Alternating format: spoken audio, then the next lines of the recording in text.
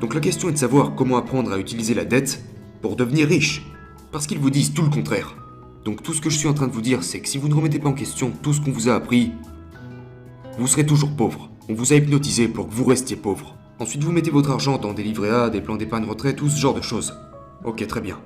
Maintenant la question que je pose toujours c'est, quand est-ce que je pourrais récupérer mon argent ? Donc la personne moyenne a été hypnotisée. Aller à l'école, trouver un emploi, travailler dur, économiser et placer votre argent pour que vous ne puissiez jamais le récupérer. Tout cela a été conçu pour que vous restiez pauvre.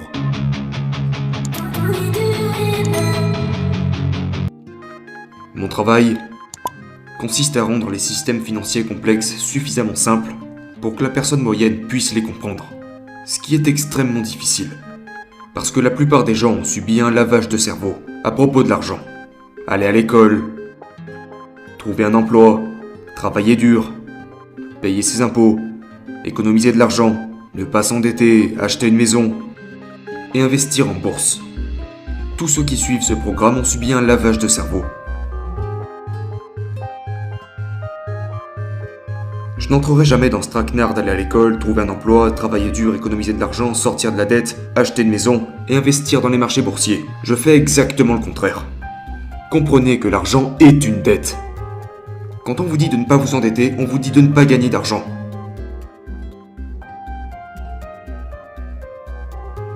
En 1971, le dollar américain est devenu une dette. Le dollar américain est devenu la monnaie de réserve du monde. Je suis en train de vous expliquer que quand ils vous disent de ne pas vous endetter, c'est stupide parce que l'argent est la dette. Et la seule façon dont l'argent sort de la dette passe par les taxes. Donc toutes les personnes qui travaillent pour l'argent, si vous avez lu Père riche, Père pauvre, quelle est la leçon numéro 1 ? Les riches ne travaillent pas pour l'argent. Correct. L'argent est la dette. Donc j'utilise la dette comme argent. Et tout le monde pense que s'endetter est mauvais. Mais qui vous a dit ça ? Je pense que les marchés boursiers sont réservés aux perdants. Pourquoi mettriez-vous de l'argent en bourse quand la bourse est manipulée ? Le problème c'est que la personne à qui on a dit d'aller à l'école, trouver un emploi et travailler dur payera de toute façon des impôts. Pourquoi ? Parce qu'elle travaille pour l'argent. Donc la question est de savoir comment pouvons-nous ne pas travailler pour l'argent, et donc ne payer aucun impôt.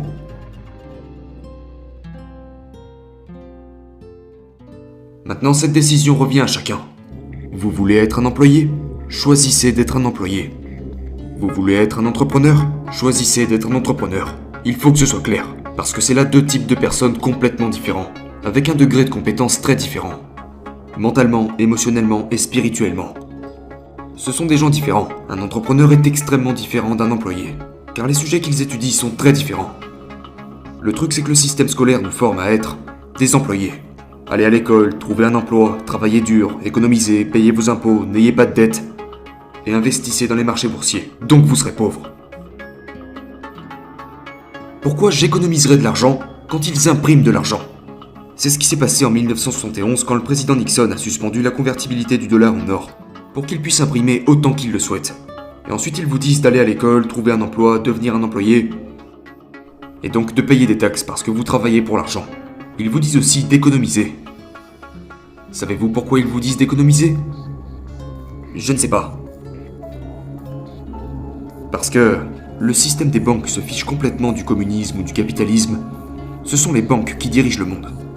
Les riches dirigent le monde. Ils se fichent de savoir si vous êtes communiste ou capitaliste.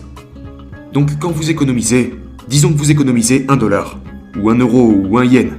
Pour $1 économisé, le système bancaire peut en prêter 10.